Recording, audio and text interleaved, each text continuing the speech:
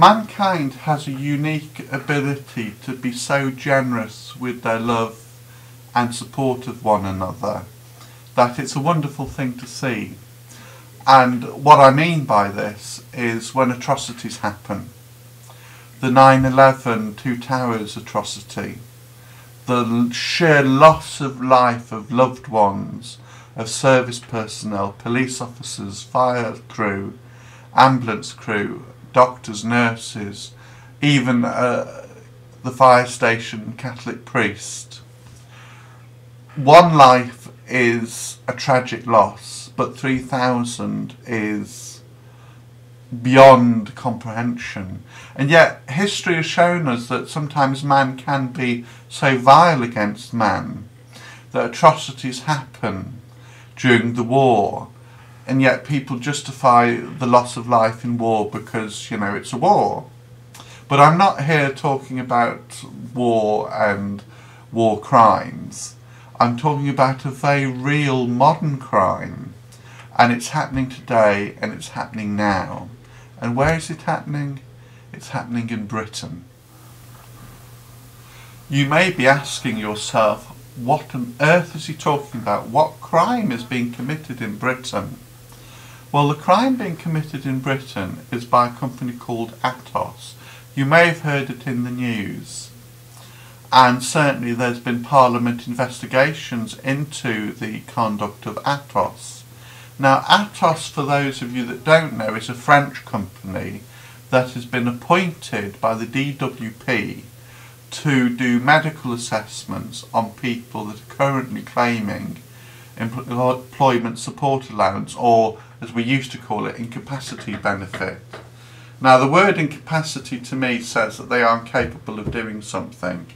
Now, the government want people to be assessed to see what level of capabilities they are at. Now, I agree with that. I have no difficulty agreeing with that at all. But what I don't agree with is the methods in which they are being assessed. Now, the people doing these assessments are targeted. Now, there's no ifs or buts about this. They are targeted to get as many people off benefits as possible, and that's the honest truth.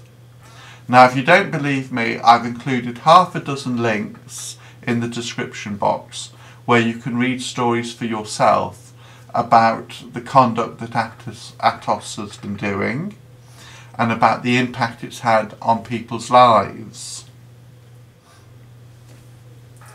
Now, reading those stories as I've done today, I've been pretty shocked by how the lives of people have been so badly affected, and in some cases it has led to death.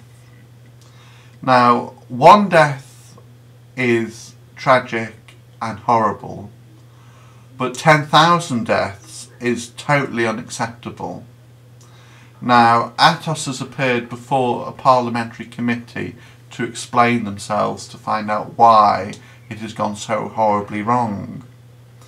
Now, if you read the stories, you will read stories of people that have actually been on operating tables having triple bypass operations, and they've received a letter telling them that they're no longer eligible for benefits because they're fit to work.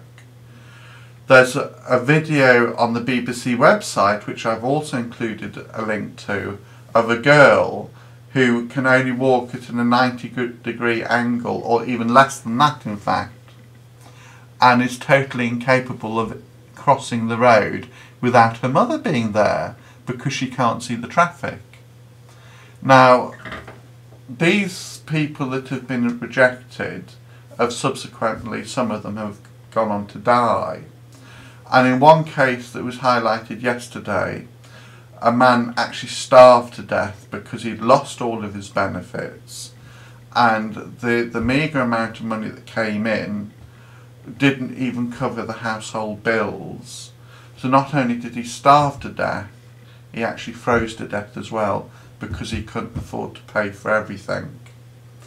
And that, in this modern century, is a crime against every facet of humanity that I can think of.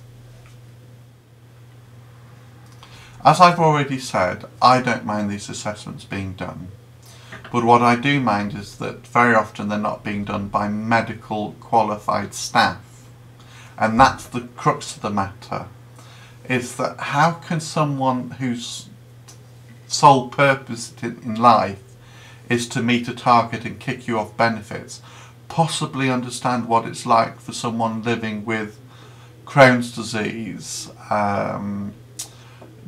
triple amputation of limbs, chronic, sorry that's Merlin just wandering in front of the camera, and various other, life-threatening conditions.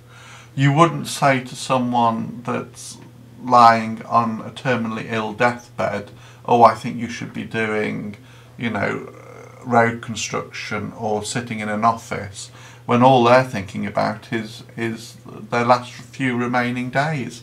And yet these things have happened. Terminally ill people have been described as being fit and able to work. It's just not right. So what I would like to see is a slight amendment to this system. If it's going to be with us, and we've got to live with it, what I would suggest to any government bodies listening to this is that there be a transition period. And what I mean by that is that if someone is deemed fit to work, then what must happen is that they retain their benefits until the day that an employer phones the DWP, or in this case the job centre, and says, I have taken this person on, this is the details, this is the job they're going to do, etc, etc, etc. Now the reality of the matter is this, and it's a simple one, is that there are 2 million, nearly 3 million people unemployed, and in that figure of 3 million I also include the people that are currently on ESA, incapacity benefit, and other benefits that prevent them from working. Now, if you're an employer and you're struggling in your own business, and someone that comes to you that's got a chronic disability, now in a right and proper environment you shouldn't have any discrimination at all, and most of them don't, but it comes down to pounds, shillings and pence. If they've got to spend £7,000 making adaptions to get you into the building, and then further adaptions to get you around a building, and they haven't got that money, then I'm sorry, you as a potential employer are not going to get that job. It's bad enough for able-bodied people these days. I can testify to the fact that I've been to probably 10 interviews in as many weeks and still haven't got a job. So can you imagine the magnification of difficulty it would be for people with, a lifelong condition? So I think some sense needs to be brought into this whole equation. And I think it's time really that the deaths that we're reading about because of the ATOS assessments come to a grinding halt. Now, as I say, don't take my word for it. You've got the links below. Do your own investigation. But, the next time you see a petition come through your inbox or on Facebook, think twice before you ignore it, because there's people out there dying at the moment, and they're dying now. And the thing is, it may not affect you at the moment, but one day it might. So, think on, be safe, be happy, and think about people that you probably wouldn't think about in your daily life.